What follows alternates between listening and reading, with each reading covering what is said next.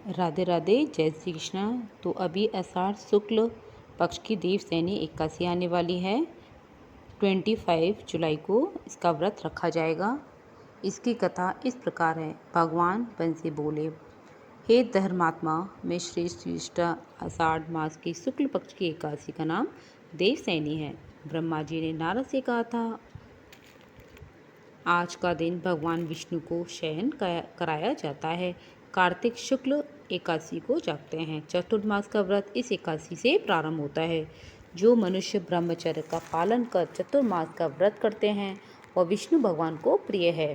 शिवलोक में उनकी पूजा होती है और देवताओं से नमस्कार करते हैं। चंद्रायणी कठिन यह चतुर्मास के व्रत को समाप्ति के समय करना चाहिए। ब्राह्मणों को भोजन दक्षिणा से प्रसन्न करें। गौ का दान कर सकें तो उत्तम है, नहीं तो गर्म वस्त्र का दान अवश्य करें और तिल के साथ मिलाकर जो स्वर्ण दान करते हैं वह भोग मोक्ष दोनों प्राप्त करते हैं।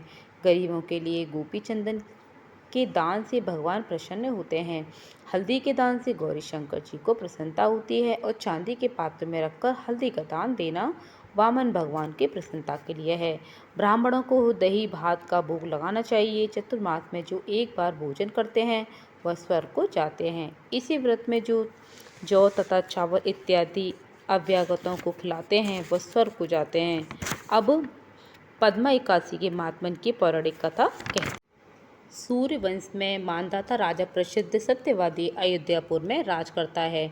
एक समय उसके राज्य में अकाल मृत्यु हो गई। प्रजा दुखी होकर भूख से मरने लगी।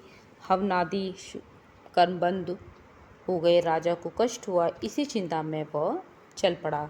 अंगिरा ऋषि के आश्रम में जाकर कहने लगा, हे सप्त ऋषियों में श्रेष्ठ अंगिरा जी, मैं आपका शरण में हूँ। मेरे राज्य में अकाल पड़ गया है। प्रजा कहते हैं, राजा के पापों से प्रजा को दुख मिलता है और अपने जीवन में किसी प्रकार का कोई पाप नहीं किया। आप दिव्य दृष्टि से देखकर कहाँ अकाल पड़ने का क्या कारण है? अंगिरा मुनि बोले, सत्ययुग में ब्राह्मणों का वेद पढ़ना और तपस्या करना धर्म है, परंतु आपके राज्य में आजकल एक शुद्ध तपस्या कर रहा है। शूद्र को मारने से दोष दूर हो जाएगा, प्रजा सुख पाएगी। मानदाता बोले, मैं उस निरपराध तपस्या करने वाले शूद्र को न मारूंगा। आप इस कष्ट से छूटने का कोई और सुगम उपाय बतलाइए।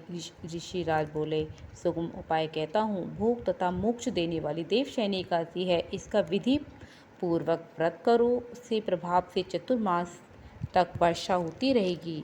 इस एकादशी का व्रत सिद्धियों को देने वाला तथा उपद्रवों को शांत करने वाला है। मुनि की शिक्षा से मानदाता ने प्रजा सहित पद्मा का व्रत किया और कष्ट से छूट गए। इसका महात्म्य पढ़ने या सुनने से अकाल मृत्यु का भय दूर हो जाता है। आज के दिन तुलसी का बीज पृथ्वी या गमलों में बोया जाए तो महान पुण्य होता है। तुलसी की पवन से भी यमदूत भय पाते हैं। जिनका कंठ तुलसी माला से सुशोभित हो उसका धन्य जीवन समझना चाहिए। तो इसी तरह से हमने यहाँ पे कथा समाप्त कर दी है। और एकादशी व्रत अभी हम आरती कर लेंगे, उसके बाद में हम भोग प्रसाद लगा देंगे। जो भी फ्रूट्स हों, केला, सेब वगैरह जो भी आपके पास हों।